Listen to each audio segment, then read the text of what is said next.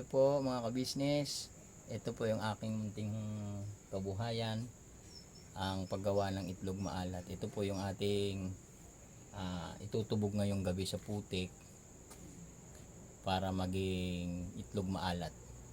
Ayan po, ang ating ginagamit po na itlog ngayon ay ang organic egg na dito matatagpuan lamang sa Laguna Lake, parte ng Napindan business.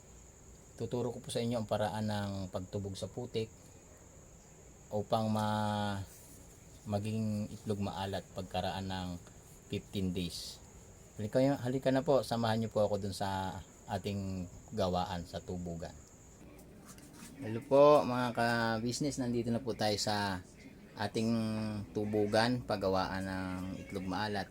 Yan pong mga nakikita nyo, mga nakakahon na yan, yan po yung nakaraang araw na itinubog natin, at ang iba dyan ay malapit ng iluto, nasa 15 days na po yung iba dyan. Bukas po abangan nyo, bukas makikita nyo, iluluto natin itong mga nauna na to, at para maipakita ko sa inyo kung paano din siya ang pamamaraan ng pagluto.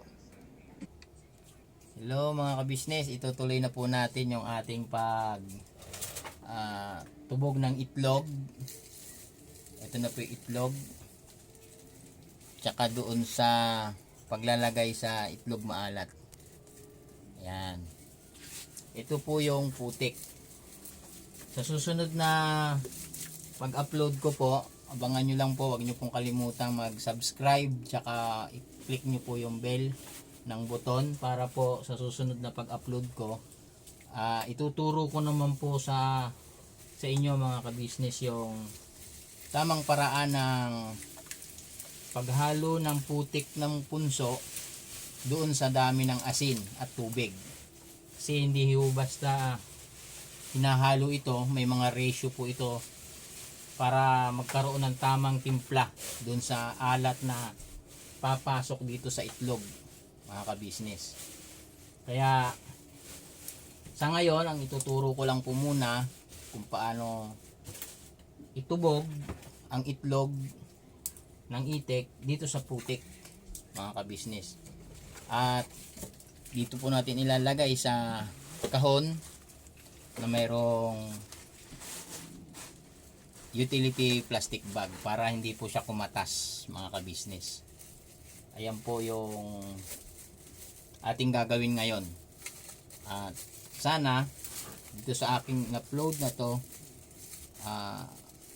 magkaroon kayo ng lakas ng loob, lalo na yung mga nandun sa abroad na umuwi ng Pinas, para magkaroon ng munting kabuhayan yung sariling atin dito po sa Pinas, dito po sa atin sa Pilipinas. Marami po tayong kabuhayan na pwedeng pagkakitaan ng mga nasa ibang bansa naman na hindi naman ganong kalaki yung mga sinusweldo o kinikita nila mga ka-business. Ayan po, umpisahan na po natin. Iniisa-isa po ito, iisa-isahin po natin, ilagay sa putik yung itlog na ating itutubog mga ka-business.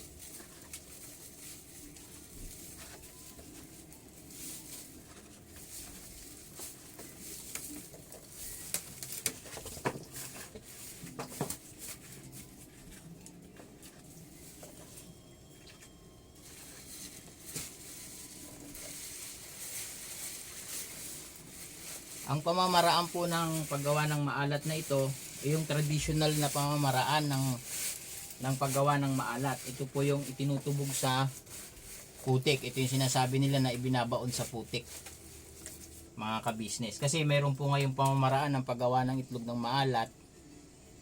Itinutubog lang po nila doon sa tubig. Yung mga ngayong paggawa, yung ibang paraan ng paggawa mga ka-business. Pero ito pong ating pamamaraan ngayon, ito po yung tradisyon na paggawa ng itlog na maalat, na kung saan nilulubog po siya ng 15 days sa kahon, sa putik mga ka-business. Ayan po, siguraduhin lang po natin na pag itinubog po natin yung itlog natin dito sa putik, ay siguraduhin po natin na mabalot po siya ng asin. Kasi po kapag ganito lang po, hindi po siya nakabalot sa asin at inilagay po natin dito sa kahon, posible po siyang masira, hindi po siya papasukin ng alat, mga kabisnes. Ano po? Kaya mahalaga po nating maintindihan na inilulubog natin siya sa putik para po siya mabalot ng asin na may putik. Tuturo ko po sa inyo sa susunod kung bakit kailangan lagyan ng putik, mga kabisnes. Ano po? Bakit kailangan lagyan ng putik? O bakit kailangan putik lang siya ng punso, hindi putik na nakikita lang kung saan saan? Malalaman po natin yan, mga kabisnes, sa susunod na pag-upload ko. Ayan po.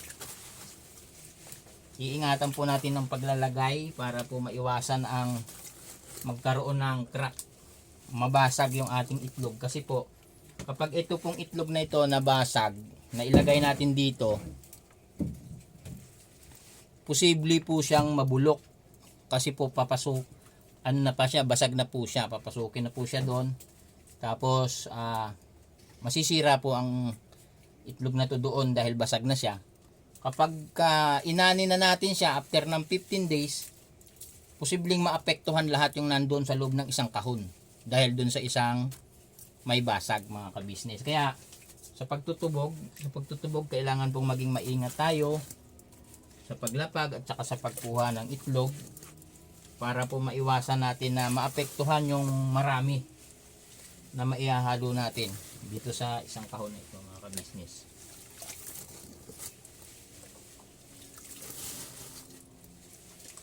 More or less ang laman po nitong isang kahon, kapag may putik na po siya, may asin na po siya, naglalaman po siya ng mga 200 pieces o 250 pieces, mga kabisnes. Kaya marami po siyang inilalaman sa isang kahon.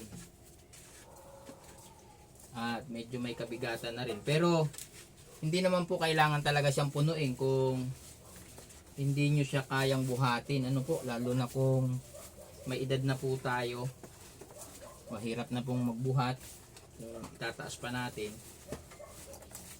Wala naman po siyang limit na sinasabing ganung karami kailangan na mailagay sa kahon.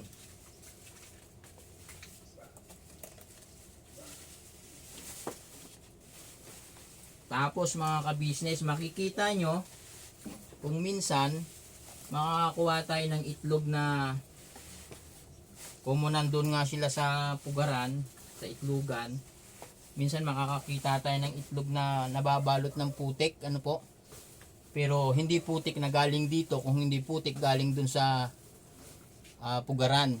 Kaya na-advise ko po sa inyo, kung makakakita kayo ng itlog na may putik na galing sa pugaran, nababalot, huhugasan po natin siya, ka-business. Huhugasan natin siya para maging malinis dahil isa po rin yun sa nagko-cause ng pagkakaroon ng damage. Kasi baka po yun yung putik na nandun sa pugaran madumi, may ihahalo po natin dito sa asin, mga ka-business. Kaya chinecheck din po natin yun. Tapos ingatan din po natin na makahalo yung isang itlog, na mahalo po natin yung manipis ang balat. Kasi po kapag manipis ang balat ay magtataka po kayo pag manipis ang balat tapos hindi siya nabasag sa tubog, naluto, magiging sobrang alat kasi masyadong papasukin po siya ng asin, mga ka-business. Isa po yun sa minsan nagtataka sila, bakit parang maalat ngayon yung timpla mo? Yung pala, manipis po yung balat. Sadyang manipis ang balat. Kaya pinasok ng napakaraming asin, mga ka-business. Kaya kung mapapansin nyo, bihira po nagagawa ng itlog na maalat na ang ginagamit na itlog itlog ng manok. Kasi po sa itlog ng manok manipis po yun. Kaya karamihan po talaga sa nagmamaalat, itlog po ng itik ang ginagamit. Dahil makakapal yung balat niya, mga ka-business. Ano po? Ayan po, 10 tray po ito na itinubog natin mula kanina. 10 tray po itong linya rito sa isang kahon. Pero kung medyo malaki yung kahon, magkakasya po itong 10 tray na ito. Ayun, ganun lang po, ipapatong lang po siya, iingatan, iaayos ng lagay, ingatan pong gumulong para maging ma-safe yung ating itlog. At siguraduhin mga kabisnes na nabalot talaga siya ng asin na may putik. Ngayon, kung doon sa pagkakahawak natin mga kabisnes, ano po, tandaan po natin, sa pagkakahawak natin, nakita mo yung bakas ng kamay, ng daliri, naalis yung asin sa parte na yun, ano mga kabisnes, ano. Ang gagawin lang natin dyan, kuha ka ng kaunting putik at wiwisikan mo lang po siya uli para siguradong nabalot natin ng asin yung itlog mga kabisnes. Ano po, mahalaga po yan, yun po yung mga mahalagang dapat na tinatandaan natin para hindi po masira yung ating ginagawang itlog maalat. Ano po,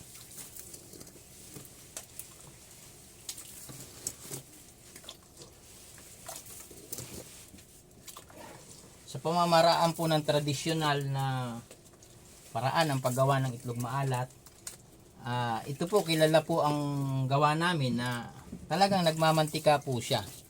Nagmamantika po siya dahil po ang ginagamit naming itlog, hindi dahil sa maganda pagkakababad, isa po yun sa mga dahilan. Pero ang dahilan po kung bakit nagmamantika ang itlog maalat mga kabisnes, dahil ito po ay organic egg. Sa mga susunod kong video siguro mga kabisnes, pakikita ko sa inyo yung kaibahan ng organic egg at saka po dun sa inilagaan sa pamamagitan ng papakain nila ng feeds. Lahat po feeds ang ginamit. Ito po kasi kaya naging organic egg po siya, mayroon po silang mga mini-mix na pagkain tulad ng suso, yung mga nakikita sa paligid natin, mga gulay, ayan po, mga trigo, palay. Hindi po siya talaga puro-puro na nabibiling feed sa tindahan. Ano po, kaya yung yolk nito mga kabisnes, kung mapapansin nyo, mamaya babasagan ko kayo ng isa para makita nyo lang kung ano yung kaibahan ng natawag na organic egg, ano po, ng itik. Mamaya po makaka-encounter tayo ng may crack, pakikita ko po sa inyo yan.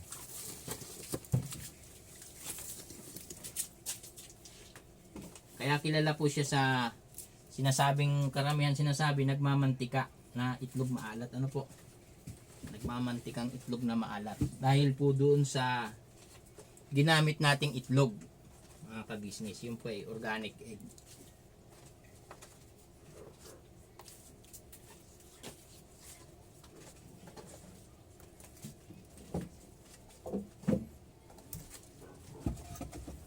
Mahalaga po nating matutunan lahat ng mga bagay-bagay na ituro na natin kanina.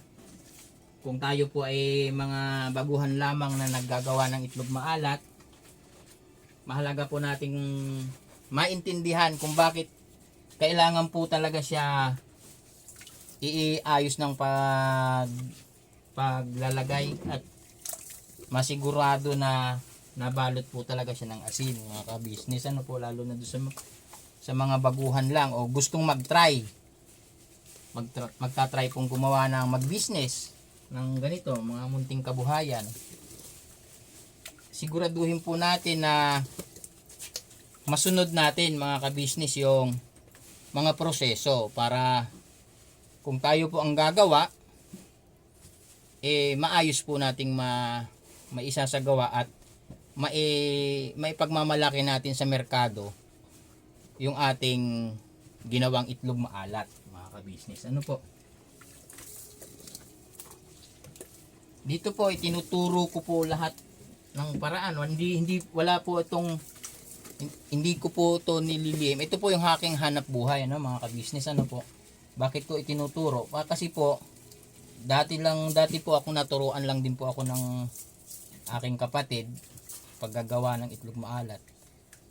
Kaya ayun, gusto ko pong maitawid sa inyo mga kababayan na magsimula man kayong gumawa ng itlog maalat, sa tamang paraan para po maging success sa pamilihan sa merkado kung atin na pong ilalabas. Ayan na po, natapos na natin yung 10 tray.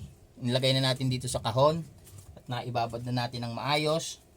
At yung mga patsi-patsi, didiligan lang po natin. Pagkatapos po nun mga kabisnes, nailagay na natin, isasara na po natin yung plastic. Isasara na natin tong plastic bag na black plastic. Lalagyan po natin ng topping. Rock salt po to, rock salt. Ito po, asin. Ito po. Ilalagay natin doon sa ibabaw ng itlog na nabalot na ng putik, mga kabisnes. Ayan po. Kapag nalagyan na natin lahat, nakita na natin na talagang nabudburan na po siya ng asin, ng maayos. Wala na pong hindi na paglagyan, wala na siyang patsi-patsi. Ayan mga kabisnes. Isasara na po natin yung plastic ng maayos. Isasara natin siya ng maayos. Ayan. Para ang purpose naman po para maisara natin ng maayos, para po siya makulob. Tapos maingatan natin na hindi po siya mabutas kasi kumakatas po siya. Ayan po, ito na po yung ating 10 tray na ilagay na natin sa isang kahon mga kabisnes. I-upload ko po ito yung natapos natin ng 15 days. Sa susunod na pagpo-post ko, aanihin po natin. 15 days po aanihin natin to, huhugasan. Papakita ko po sa inyo yung paraan ng paghuhugas at paraan ng paglalagay po sa tikbo, yung tikbo na tinatawag. At ituturo ko rin po sa inyo yung paraan ng paggawa ng tikbo hanggang sa pagsalang mga kapatid dun sa lutuan, hanggang sa lutuan. Para kung sakaling kayo ay nag-iisip-isip na magkaroon ng munting kabuhayan, ito na po yung tamang oras tsaka tamang paraan ng paggawa ng itlog maalat. Hanggang doon na lang po muna ang aking video mga kabisnes. At huwag niyo pong kalimutang mag-subscribe at mag-click ng i-like ang aking channel para sa mga susunod na ituturo pa natin. Lalo na yung importante po yung ating ituturo sa susunod, yung paano ihalo yung lupa ng punso doon sa asin at tubig. Yun po yung pinakamahalagang sangkap ng paggawa ng itlog maalat mga kabisnes. Hanggang dito na lang po at maligayang gabi mga kapatid, mga kabisnes. Bye bye.